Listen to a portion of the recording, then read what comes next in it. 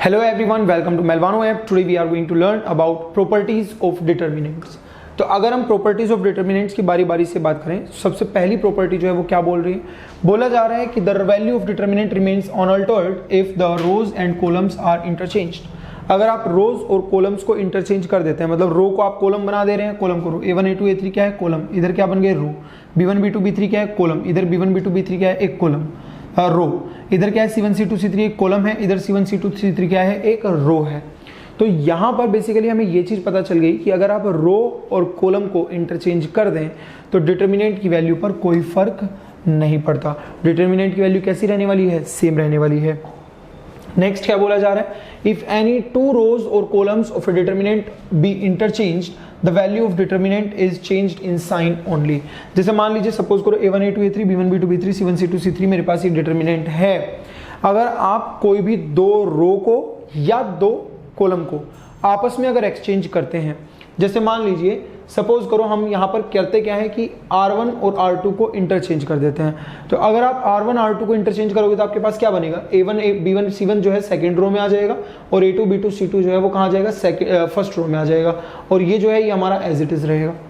तो जो D1 की वैल्यू होगी that is minus times D1, मतलब माइनस टाइम्स D। तो D1 और D की जो वैल्यू है उनके एक माइनस साइन का डिफरेंस आएगा, मतलब वहां पर माइनस आ जाएगा। लेकिन अगर आप इसमें एक बार और सेम ट्रांसफॉर्मेशन लगा देंगे तो फिर क्या हो जाएगा, फिर वो वैल्यू अगेन किसके इक्वल हो जाएगी, D के इक्वल ही हो जाएगी अगर आप वापस से कोई ट्रांसफॉर्मेशन लगाते हैं तो। थर्ड प्रॉपर्टी देखते हैं क्या बोल रहे हैं, if all the elements of a row और कॉलम, किसी एक रो के या किसी कॉलम के अगर सारे के सारे एलिमेंट्स क्या हैं जीरो, तो डिटर्मिनेंट की वैल्यू कितनी बन जाएगी, जीरो। अगर किसी एक रो के या किसी एक कॉलम के सारे एलिमेंट्स जीरो हैं तो उस पूरे डिटर्मिनेंट की वैल्यू क्या बन जाएगी, हमारे पास जीरो बन जाएगी। नेक्स्ट बोल रहे हैं, if all the elements of any row और column are multiplied by the same number then the determinant is multiplied by that number. मतलब अगर आप किसी रो के या किसी कॉलम के हर एक एलिमेंट को किसी एक नंबर से, पर्टिकुलर नंबर से मल्टीप्लाई करते हो, जैसे मान लीजिए सपोज करो मेरे पास ये डिटर्मिनेंट है, इस डिटर्मिनेंट में हम क्या कर रहे हैं कि मैं फर्स्ट रो को किसी एक नंबर से मल्टीप्लाई कर दे रहा हूं, लेट से k से मल्टीप्लाई कर दे रहे हैं। तो यहां पर क्या किया, KA1 KB1 KC1 ये बन गया। तो बोला जा रहा है कि इस डिटर्मिनेंट की जो वैल्यू होगी वो ओवरऑल जो हमारा पुराना डिटर्मिनेंट है उसमें ये नंबर मल्टीप्लाई कर दो, that is K into D। अगर मान लो मैं यहाँ पर ये करता कि मैंने इस सेकंड रो को भी मैंने अल्फा अल्फा से मल्टीप्लाई कर दिया होता, तो यहाँ पर क्या होता, ये डिटर्मिनेंट एक अल्फा से मल्टीप्लाई हो जाता। सिमिलरली अगर आप थर्ड रो को भी बीटा बीटा से मल्टीप्लाई कर देते किसी एक नंबर से, तो ओवरऑल वैल्यू किससे मल्टीप्लाई हो जाती, बीटा से। तो वही बोला गया है कि अगर आप डिटर्मिनेंट में किसी एक रो को या किसी एक कॉलम को सेम नंबर से मल्टीप्लाई करते हैं तो ओवरऑल डिटर्मिनेंट भी उसी नंबर से मल्टीप्लाई हो जाएगा। सिर्फ इतना ही नहीं, अगर मान लीजिए मैं इस कॉलम को, जैसे अगर मैं इसकी बात करूं k, इसको भी k इसको भी k, तो यहां पर k स्क्वायर, क्योंकि एक k से आप रो को मल्टीप्लाई कर रहे हो और एक k से आप एक कॉलम को मल्टीप्लाई कर रहे हो, तो इसकी जो वैल्यू आती है वो क्या आती, k एक रो वाला एक k कॉलम वाला और ओरिजिनल डिटर्मिनेंट की वैल्यू मतलब इसकी वैल्यू। तो यहाँ पर इस तरह से हम लोग जो है इस डिटर्मिनेंट की वैल्यू कैलकुलेट कर सकते हैं। तो ये हमारी फोर्थ प्रॉपर्टी। फिफ्थ प्रॉपर्टी क्या बोलते हैं, if all the elements of any row और कॉलम आर प्रोपोर्शनल और identical to the elements of any other row then the determinant vanishes, it means the value is zero. देखो ध्यान से क्या बोल रहे हैं, अगर मान लीजिए मेरे पास ये डिटर्मिनेंट है, इस डिटर्मिनेंट की दो रो पकड़ लो, जैसे मान लीजिए सपोज मैं फर्स्ट और सेकंड रो पकड़ लेता हूं, आपको एलिमेंट्स आइडेंटिकल दिखाए हैं, मतलब A1 A1 B1 B1 C1 C1। कभी ऐसा हुआ कि दो रो जो है वो सेम बन गई या दो कॉलम सेम बन जाए, तो उस केस में हम क्या कर देंगे, उस केस में हम बोल देंगे कि इस डिटर्मिनेंट की वैल्यू कितनी हो जानी है, जीरो।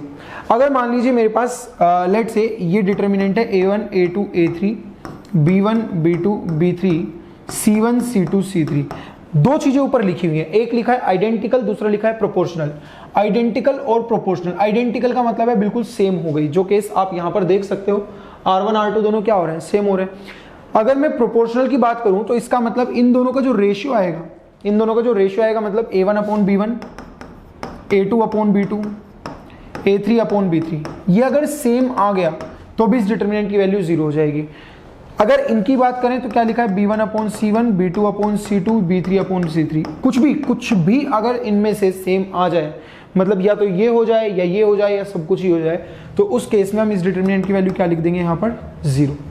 ऐसा क्यों हो रहा है? देखो मान लीजिए ये b1 जो है ये मान लिया ये रिलेशन हमारा ट्रू है, लेट से दिस इज k, हमने मान लिया इसको k है ये।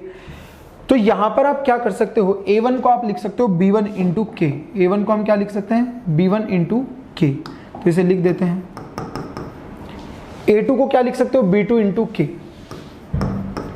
a3 को क्या लिख सकते हो b3 इंटू के। यहां से ऊपर से हम क्या k कॉमन ले सकते हैं? बिल्कुल ले सकते हैं। k अगर आपने कॉमन ले लिया तो ऊपर बचेगा b1 b2 b3 और इसमें भी बचेगा b1 b2 b3 और नीचे बनेगा c1 c2 c3। क्या ये दोनों सेम हो गए? क्या ये दोनों सेम हो रहे हैं? और हमने क्या पढ़ा था कि अगर दो रो मेरे पास सेम हो गई तो यहाँ पर वैल्यू कितनी हो जाएगी इसकी 0। चाहो तो आप इसकी वैल्यू कैलकुलेट करके भी देख सकते हैं, वहां से भी आपको रिजल्ट कितना मिलेगा 0 ही मिलेगा। नेक्स्ट प्रॉपर्टी क्या बोल रहे हैं? Sixth property, the value of a determinant remains unaltered under A column operation. देखो अगर आप सिर्फ कॉलम में ही ऑपरेशन लगाए जा रहे हो तो उसको हम कॉलम ऑपरेशन बोलते हैं, या तो आप रो ऑपरेशन करते हो या कॉलम ऑपरेशन, दो ही तरह के ऑपरेशन अवेलेबल हैं। तो अगर कॉलम ऑपरेशन हम कर रहे हैं तो किसी भी कॉलम को आप किस तरह से लिख सकते हो? इस फॉर्मेट में लिख सकते हो कि आपने ith कॉलम जो लिया उसमें आपने jth कॉलम जो भी है हमारी jth कॉलम, उसमें किसी एक पर्टिकुलर एलिमेंट को मल्टीप्लाई करते जा रहे हो, किसी भी वैल्यू को। लेट से मैंने पूरे कॉलम में 2 मल्टीप्लाई कर लिया तो वो जो 2 होगा वो इस अल्फा को रिप्रेजेंट करेगा। फिर मेरे पास जो थर्ड कॉलम है, लेट से मैंने उसमें -5 मल्टीप्लाई कर दिया मेरी रिक्वायरमेंट के अकॉर्डिंग, तो यहाँ पर क्या होगा बीटा -5 बन जाएगा। तो -5 में आप पूरे कॉलम को मल्टीप्लाई करोगे, 2 में पूरे सेकंड कॉलम को मल्टीप्लाई करोगे और जो फर्स्ट कॉलम है इन सबको फिर हम क्या कर देंगे? ऐड कर देंगे। तो फर्स्ट कॉलम को हम इस तरीके से लिख सकते हैं। तो ये ऑपरेशन बोलते हैं कॉलम ऑपरेशन। सेम चीज जो है वो आप रो में भी कर सकते हो, इसको हम बोलेंगे रो ऑपरेशन। लेकिन ध्यान रहे जब भी आप ये ऑपरेशंस लगा रहे हो तो एक स्टेप में, एक ऑपरेशन में कम से कम एक रो या एक कॉलम आपकी फिक्स रहनी चाहिए। मतलब अगर आप रो ऑपरेशन लगा रहे हो तो उसमें कम से कम एक रो फिक्स होनी चाहिए। ऐसा नहीं है कि आपने तीनों ही रो बदल के रख दी। या कॉलम में लगा रहे हो तो तीनों रो एक साथ नहीं, तीनों कॉलम एक साथ नहीं बदल सकते, किसी एक को फिक्स रखना पड़ेगा। क्या बोला गया? In other words the value of a determinant,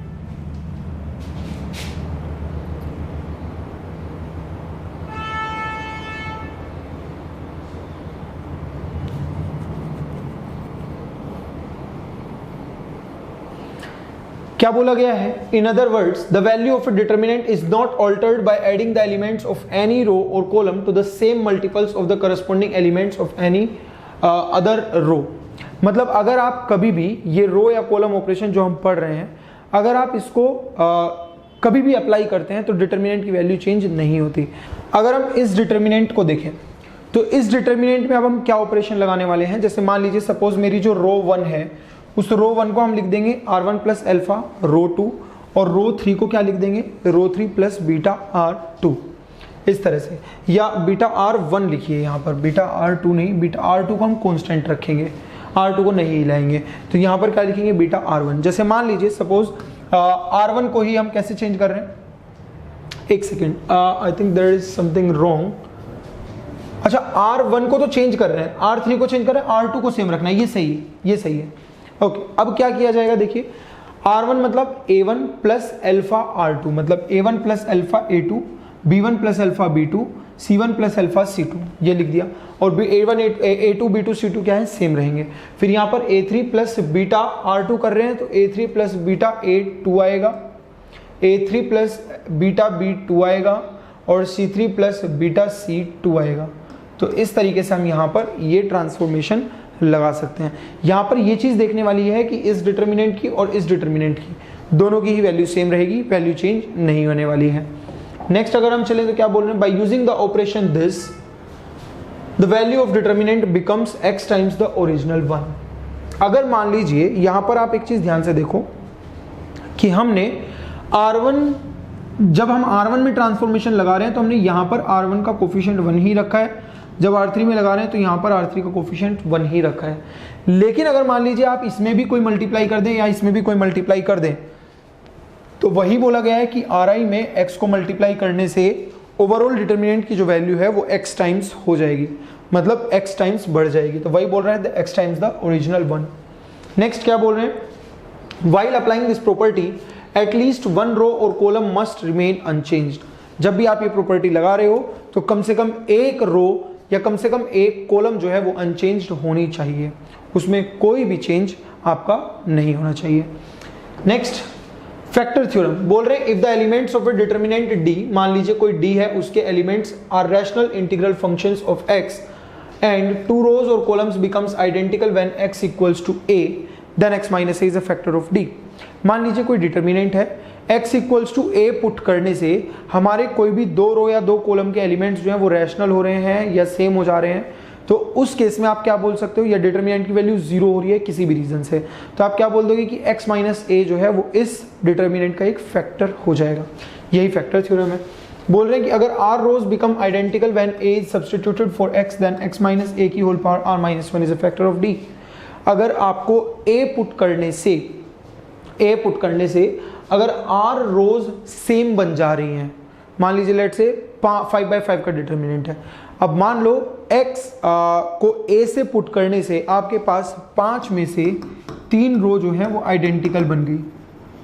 अगर 3 रो आइडेंटिकल बन रही हैं तो आप क्या बोल दोगे कि x माइनस a की होल पावर 3 माइनस 1 जो है वो इसका एक फैक्टर है, वो क्या है, d का फैक्टर बन जाएगा।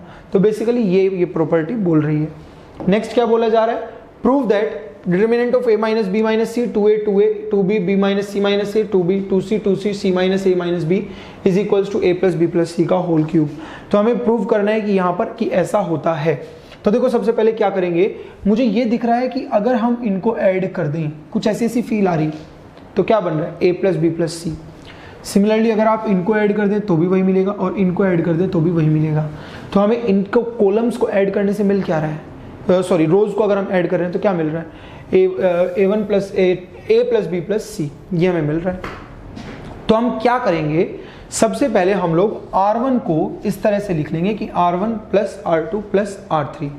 तो अगर हम इसमें ये चीज ऐड करें तो a minus b minus c plus 2b plus 2c क्या बन जाएगा, a plus b plus c। Similarly 2a में हम क्या ऐड कर रहे हैं, b minus c minus a plus 2c, तो ये भी बन जाएगा a plus b plus c। Similarly 2a में हम क्या ऐड कर रहे हैं, 2b plus c minus a minus b, ये भी बन जाएगा a plus b plus c। तो सारे के सारे क्या बन रहे हैं, a plus b plus C, a plus b plus C, a plus b plus C, और बाकी as it is 2b as it is, b minus c minus a as it is, 2b as it is, 2c as it is, 2c as it is, c minus a minus b as it is. तो यहाँ पर अब हम क्या कर सकते हैं, अब आप इस डिटर्मिनेंट में से a plus b plus c को बाहर निकाल सकते हो। जैसे ही आप ये a plus b plus c बाहर निकालोगे, ऊपर बचेगा 1 1 1, यहाँ बचेगा 2b b minus c minus a, 2b 2c 2c c minus a minus b, ये बन जाएगा। अब क्या करें सर, अब यहाँ पर ये ऑपरेशन हम लगा सकते हैं कि C3 को C3 माइनस C1 लिख लो और C2 को C2 माइनस C1 लिख लो। तो C1 में कोई फर्क नहीं पड़ेगा, तो यहाँ पर हम a plus b plus c as it is, C1 को एज इट इज रखेंगे तो 1 2b 2c, C2 को क्या लिखना है, C2 माइनस C1, मतलब 1 माइनस 1, C2 क्या है, b minus c minus a, minus C1 क्या है 2b, इधर क्या है C2 2c माइनस 2c, ये बन गया।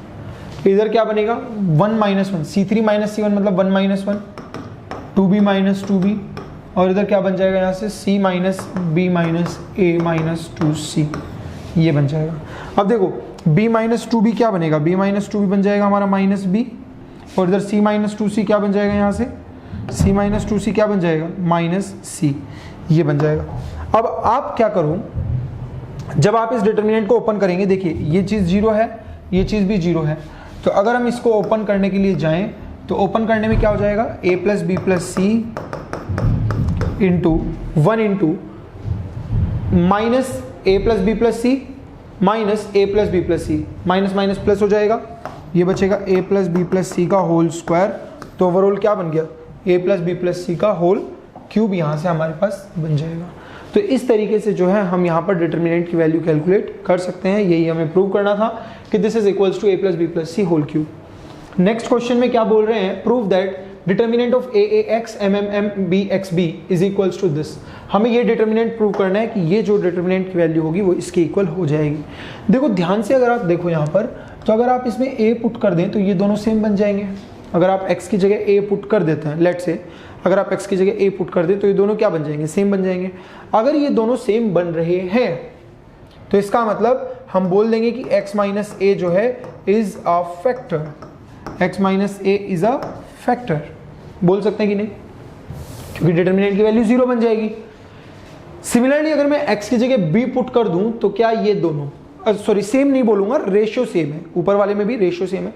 अगर मैं x की जगह b पुट कर दूं तो यहां भी m by B, m by B, m by B, तो m बाई बी आपको मिल रहा है, इसका मतलब आपको प्रोपोर्शनल है ये। अगर ये प्रोपोर्शनल है तो डिटर्मिनेंट की वैल्यू कितनी बन जाएगी, 0।